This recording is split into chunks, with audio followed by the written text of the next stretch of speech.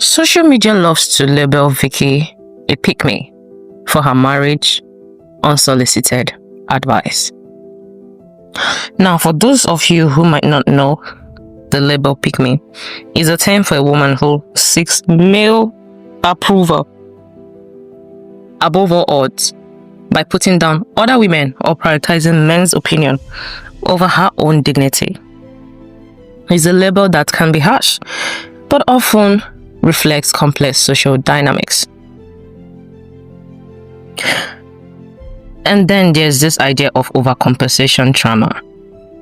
A psychologist used the term to describe when someone gives too much emotionally or materially to others because they fear of being abandoned or unloved. It's like trying to fill a hole inside but pouring out love and support even when it's not returned. She lost her father very young and has openly talked about how that absence shaped her sense of self-worth and relationship. Wow. That kind of pain, it runs deep. Especially losing your father with no guidance from a male figure. Exactly. And we cannot even stress how important it is to have male figure in your life. And I'm not speaking because I'm daddy's girl, okay? But even at that, even as a daddy's girl, right? I feel like if I didn't have the love and support of my dad, most of the time, knowing the kind of personality I am, right? Because I have people-pleasing tendency, okay? I would have taken a lot of trash and allowed myself to be used. Because, when a father is in a woman's life, that self-confidence, that I don't mean the men that just stay in their daughter's life without contributing anything, without reflecting love there, because there are some dads who have traumatized their daughters. No, I mean a male figure that truly love and can pour into your daughter, because my first contact and definition of love was my dad. So imagine what it would do in the psyche of a young girl who was going through struggles above all odds, was struggling, trying to build herself, and then finally comes into the world and still seeking that male validation, because you can see she desperately does it and overdoes it sometimes. Yeah, get this. Remember, she once said she sponsored her ex. I remember her saying it vividly in an interview. She even went as far to buy him a house. Literally was his sponsor. And then he brought another woman into the same house. Imagine that. No, imagine that, giving your all, trying to prove your love. And you find out it's not enough and still gets him played. That's a heartbreak that no one deserves. Psychologists call this overcompensation trauma, giving endlessly to avoid abandonment. Yeah. I think we joke about daddy issues on social media too much, because listening to this now, you realize behind all those memes, all those filters, is often a woman trying to heal a childhood void she didn't choose. Yeah. And sadly, it will make you understand a lot of Veekee's personality, not like I'm diagnosing her. But even with her personal relationships, the kind of friends she keeps, how shameless she comes off with her advice, and with even her friendship. Granted, even what she said about women open your leg, because if you ask a lot of women while they were talking, they even said, you know what, even I am guilty of, a lot of women were like, if you haven't done this, raise your hands in the air. And a lot of women were like, raising their hands like, oh my, I fucked up, who never fuck up us in the air. So it goes that deep, and this is the culture that raises the girl child, is the doctrine, is the programming, So I mentioned her friendship, how people were speculating earlier on. Now let's talk about the drama that added fuel to fire. and the fallout between Veekee James and her former best friend, Neka.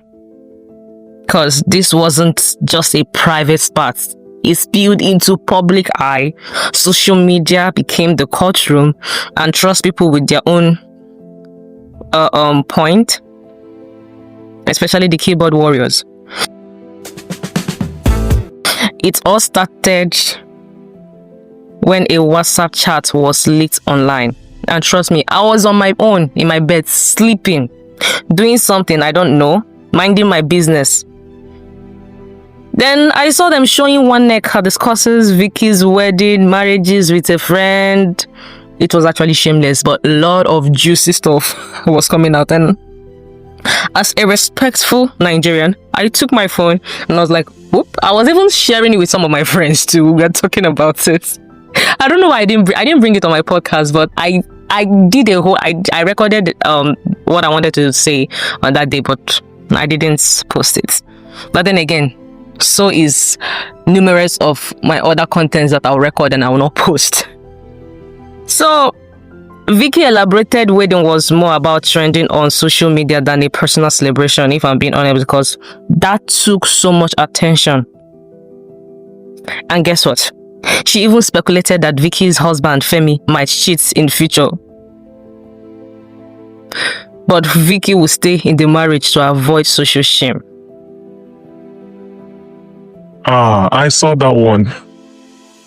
That was public spectacle.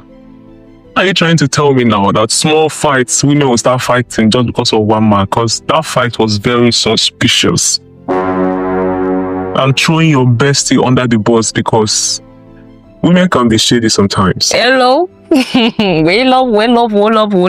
What do you mean? What do you mean?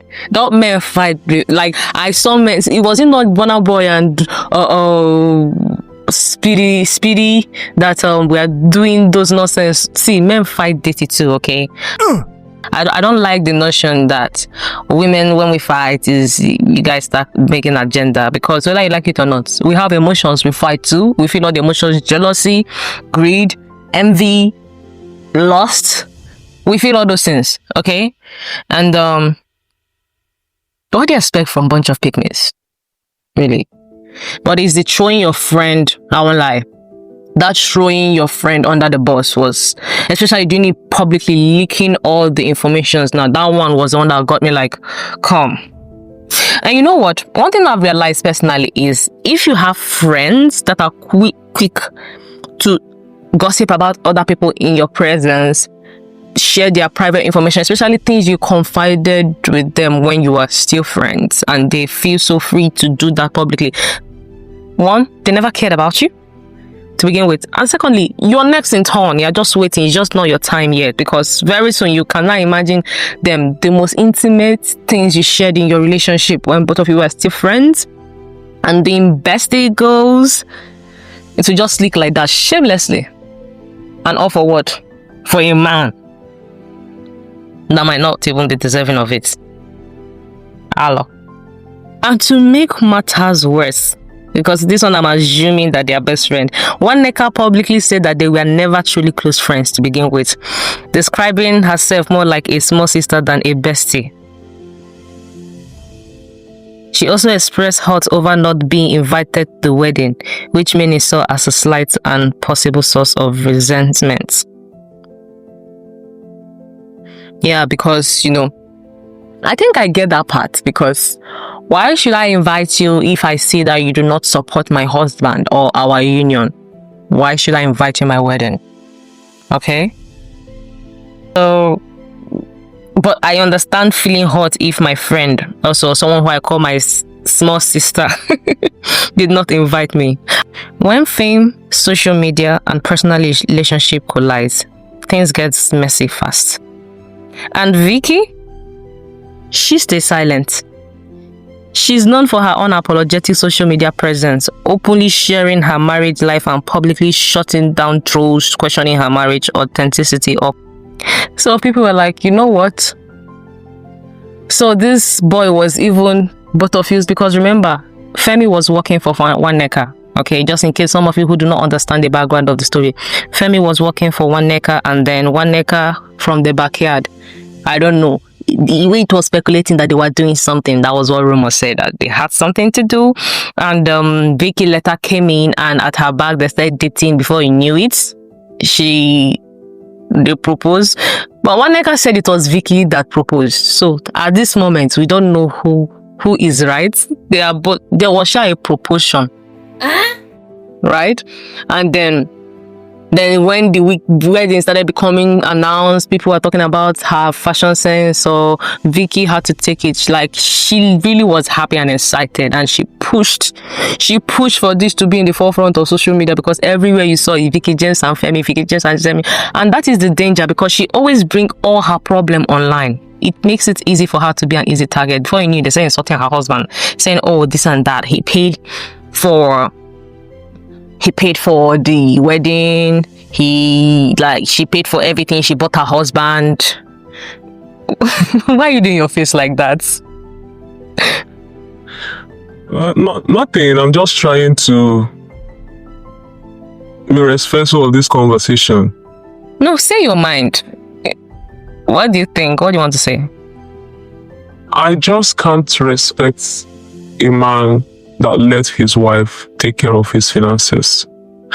I'm not saying that is what is happening. I'm not saying that's what is happening in this whole situation, but I wouldn't endorse that. I get that, but don't you think that part of thinking is quite rigid? Because if we're being honest, not every woman will marry an Odogo. Okay?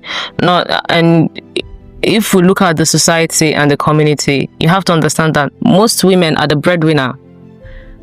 They might not say it out. It might be all hush hush, but most women are. They might come out and say, oh, my husband bought me this ring, he bought me this car, he did this, that. In fact, look at what is happening between Remima. You've seen what is happening between Remima and her husband. Like, she even confessed that the car she said her husband got for her, she was the one that got it. But then again, she's not a good example, because she too is a masculine. She was providing for her husband, and it was a burnout. So that makes me ask, is it realistic to expect a woman to fund the bill? Like at least pay everything. Even 50-50 is not realistic, but I respect those that want to do it in their marriage or in their relationship. Well, 50-50 in what terms now? That my wife would be nurturing, taking care of my home, and I take care of all the bills. How do you mean? 50-50 by putting in your best and I bring in my best? Yes. And I have no problem with those that want to split bills with their wife or their partner. I have no problem with that, but I am my household. That's not the plan. That's not the goal. I hear you. But why though? Please pass me the water. That's because it's simple. As a leader, how do you not lead your family if you're not the provider? Okay, just so we are clear, how do you know the woman doesn't want you for just your money? Or for your... I want a woman with me for my money. I'm a provider. Why need you provide? So why are you choosing me? You're an alpha male. I'm sure I'm an alpha male. I'm here to take care of every need, and that's not just financially. That's mentally, that's emotionally, that's spiritually. So I'm here to lead in every aspect of my life, because I know what you're going back to me. When I put you in an environment of peace, when I put you in an environment where you feel secure, you're going to elevate. And when a woman elevates, good women are going to elevate the men right mate. So you become my diamond in the world. How do you know the one that is a good woman or not though? Don't worry about that. I'm a good man. I don't care if you're tarnished. I'm going to perfection. I'm a good man. It's going to happen. Okay. I like that. I can go with that. Yeah, I hear your point. Maybe it's because she puts everything on social media. That's why she's such an easy target. And her cringy advice. Because I feel like we have not even talked about it very well. What do you think? Do you feel like she's the reason why people come at her?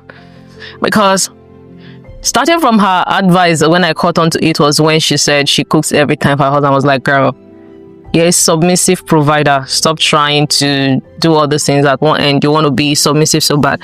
At the underside, you're a provider. Like, I get it, right? But it's just the constant need to always want to advise women. Because men don't get such advices. You know? And again, I'm telling women to leave their legs up. And funny enough, she said this in public is because they are very comfortable with all this. Because this is the same mentality that raises some men who are very entitled, inhuman, or even nurses grape culture.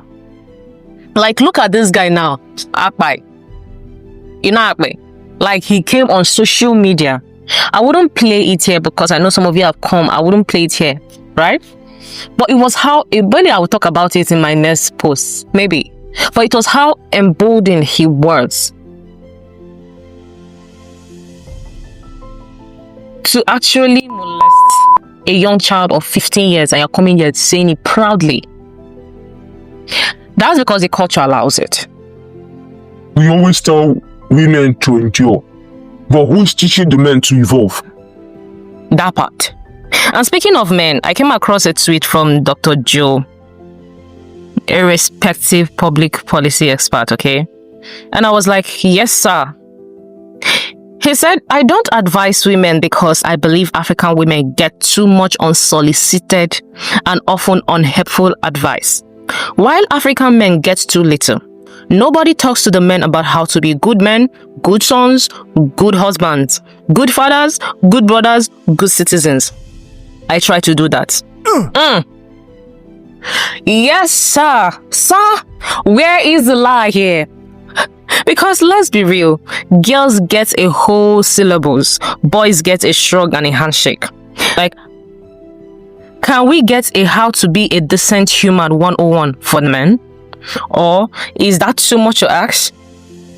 But here's the thing, some women feel overwhelmed by all the advice, while some men wish they have gotten more.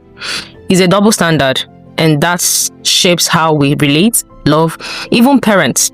What about you? Did you get too much advice or not enough? How did this shape you? I would love to hear your stories. Send me a DM or a voice note on Instagram. Let's make this a real conversation, not just one-way gist, okay? So, because of the way this advice was generating, I decided to reach out to some incredible Nigerian women, entrepreneurs, creatives, everyday hustlers to hear their real stories about marriage, culture, and ambition. Today, I want to share two stories that really stayed with me, and some balancing culture, chasing dreams, and carrying the weight of the society expectation. I'll call her A. Okay, I'll call her BC.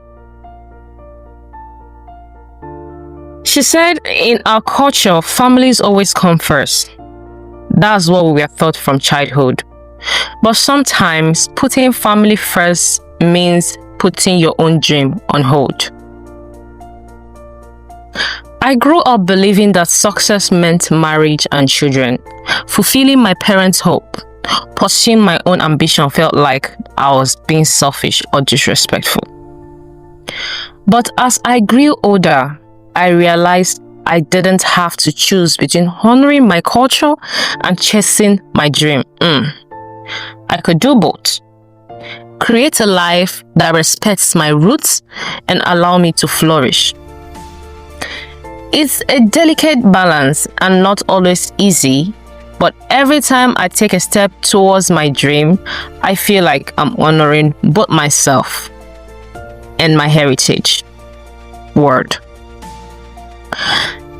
Then the second one said, let me give her joy. She said, sometimes the pressure from societies feel heavier than the marriage itself. It's like carrying a burden no one else can see. Everyone expects you to be the perfect wife, smiling, supportive, managing the home flawlessly, while you're quietly battling your own doubts and fear. There was a time when I felt completely overwhelmed. I was struggling inside, feeling isolated and unsure about the future of my marriage.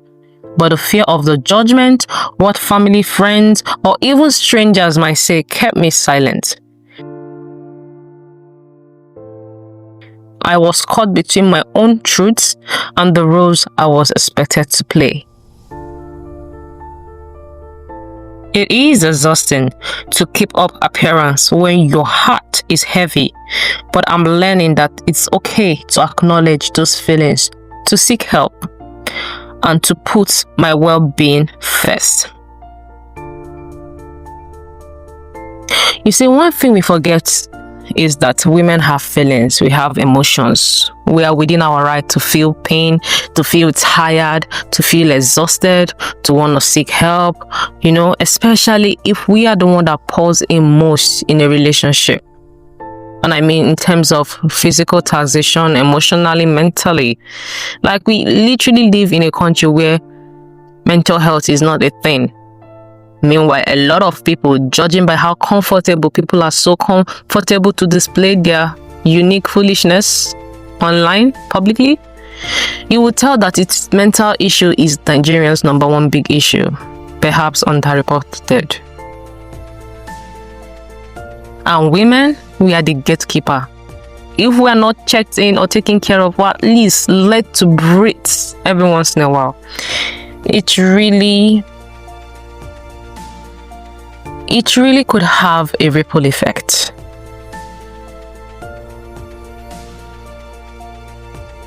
These stories remind us that behind every headline and hashtags, there's a real woman living complex, beautiful, and sometimes messy lives. Their journey are filled with struggle, growth, and hope. And we deserve to be heard. So what do you think? Are you a woman under more pressure to be perfect online? Or do you feel that this advice of a thing, that there are women who should just mind their business until they have experienced relationship? Or do you think that marriage advice have to come with many years of experience, and if you don't have much experience, maybe it's wise to keep your advice to yourself? What do you think? Let me know that below, or you can slide into my DM and let me know. So Ebuka, what do you have to say? Any final words? We've come to the end. Yes. Okay, so all I will say is, ladies, show more grace to yourself, and to the aunties out there, show more love to yourself. And those using social media, just be careful not to expose everything out there, because anything you post can be used against you. So I'll say bye for now and have a great day. Yeah, see you in our next post, and let's keep the conversation going. Bye. Bye.